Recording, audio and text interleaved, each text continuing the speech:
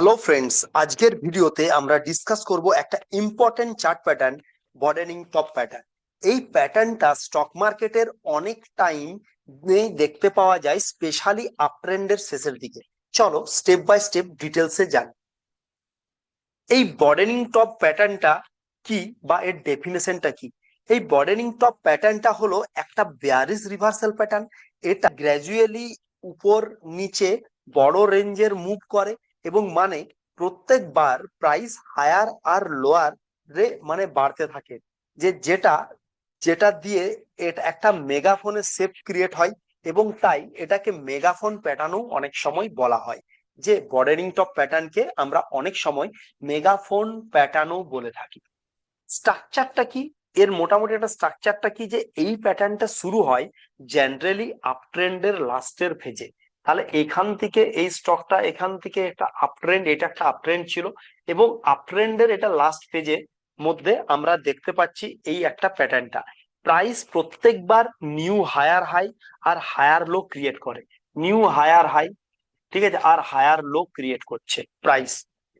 এবং এটা যদি একটা দুটো ট্রেন লাইন টানা যায় তাহলে দেখা যাবে এইটা একটা জাস্ট একটা মেগাফোনের মতো, ঠিক আছে, আমরা দেখতে পাচ্ছি এবং একটা চওড়া মুখের মতো ভাবে হচ্ছে। এই জন্য আমরা এই প্যাটার্নটাকে অনেক সময় মেগাফোন প্যাটার্নও বলে থাকি, কারণ এটা অনেকটা ওয়াইড ভাবে হতে থাকে এর প্রাইজের রেঞ্জটাকে। এবং তারপরে এই যে সাপোর্ট লাইন, এই সাপোর্ট লাইনকে ব্রেক করে উপরের লাইনটা রেজিস্ট্যান্স লাইন, যেটা আমরা জেনারেলি জেনে থাকি। এবং এই ধরনের প্যাটার্ন তৈরি হওয়ার পেছনের সাইকোলজিটা কি? এই প্যাটার্নটার মধ্যে মার্কেটে এক্সট্রিম ভলাটিলিটি থাকে, বায়ার আর সেলারদের দুজনের মধ্যে খুব দারুণ ফাইট হয়, কিন্তু কন্ট্রোল গ্র্যাজুয়ালি সেলারের কাছে চলে আসে। তাই এটার লাস্ট আউটকাম হয় জেনারেলি ডাউন সাইডেই ব্রেকআউট। কারণ আমরা এইখানে আমরা একটা ব্রেকআউট দেখতে পাই, ডাউন সাইডেই ব্রেকআউট। কারণ হামেশা কি হয়, সেলাররা চায় যাতে স্টকের প্রাইসটা নিচের দিকে আসে এবং বায়াররা চায় উপর দিকে ওঠানোর জন্য। যেহেতু এখানে সেলাররা বেশি অ্যাক্টিভ হয়ে যায় বায়ারদের তুলনায়, সেই জন্য প্রাইসটা নিচে আসতে বাধ্য হয়। কি ক্যারেক্টারিস্টিকটা কি এখানে? তাহলে ফর্ম হয় মোস্টলি আপ ট্রেন্ডের শেষে, যেটা আমরা দেখতে পাচ্ছি। এই যে এইখানে একটা, এইটা একটা আপ ট্রেন্ডিং, আপ ট্রেন্ডের শেষে এটা হচ্ছে।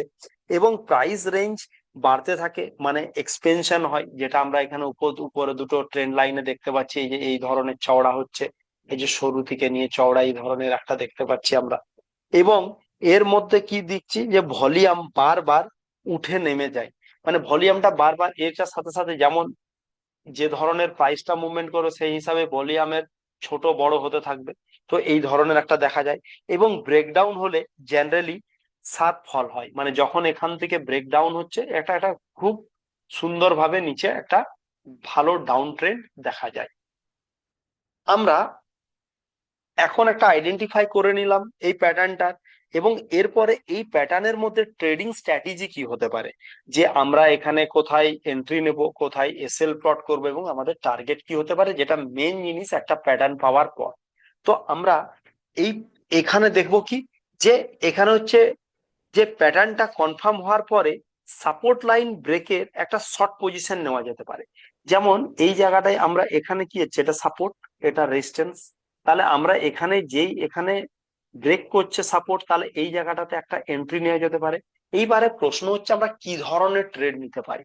এই ধরনের প্যাটার্ন দেখতে পেলে যদি আমরা ইন্ট্রাডের মধ্যে করতে চাই তাহলে শর্ট সেল আমরা এখানে একটা ট্রেড নেওয়া যেতে পারে, বা ফিউচার সেল ট্রেড নেওয়া যেতে পারে, বা পুট বাই আমরা করতে পারি এই ধরনের প্যাটার্নের ক্ষেত্রে। তাহলে আমরা জানি এবার রিস্কটা ম্যানেজ করার জন্য কি করতে পারি, এসএল নিতে হবে। এসএলটা কোথায় বলছে, স্টপ লসটা রাখা উচিত সবসময় প্যাটার্নের লাস্ট হাইয়ের থেকে, হাইয়ের ঠিক উপরে, মানে লাস্ট হাই প্রায় মোটামুটি এরকম ধরনের আমরা এসএলটা রাখা যেতে পারে, ঠিক আছে, এরকম জায়গা থেকে।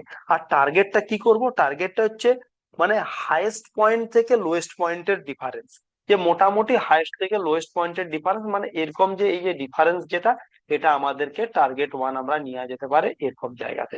তো যেটা আমরা আগেও বিভিন্ন প্যাটার্নে আমরা এইটাকে বলে এসেছি। So friend, broadening top pattern কে বেয়ারিশ রিভার্সাল সিগন্যাল হিসাবে ধরা যায়। এবং যদি তোমরা ট্রেডিং এর এটা আইডেন্টিফাই করতে পারো, তাহলে একটা প্রফিট আর্ন করার একটা বড় চান্সেস থাকে। কারণ কিন্তু মনে রাখতে হবে যে কনফার্ম ব্রেকআউটের আগে কোনো ট্রেড নেওয়া আমাদের উচিত হবে না। Are always use stop loss, এটা তো আমাদের মূল মন্ত্র, স্টপ লস ছাড়া আমরা যে কোনো ট্রেড নেব না। দুটো জিনিস দরকার, এক আমাদেরকে কনফার্মেশন হওয়া দরকার, সেকেন্ডলি আমরা যখনই ট্রেড নেব তখনই আমরা এসএল মেনটেন করব, এটা আমাদের একদম মূল মন্ত্র। সো ফ্রেন্ড, এটাই ছিল আজকের ভিডিও ব্রডেনিং টপ প্যাটার্ন। ভিডিওটা ভালো লাগলে লাইক এবং শেয়ার করতে ভুলবেন না, এবং আমাদের চ্যানেলে নতুন যদি হন অবশ্যই চ্যানেলটা সাবস্ক্রাইব করে রাখবেন। আর নেক্সট ভিডিওটা কোন প্যাটার্ন নিয়ে দেখতে চান অবশ্যই জানাবেন। Thank you. জয় হিন্দ, জয় ভারত।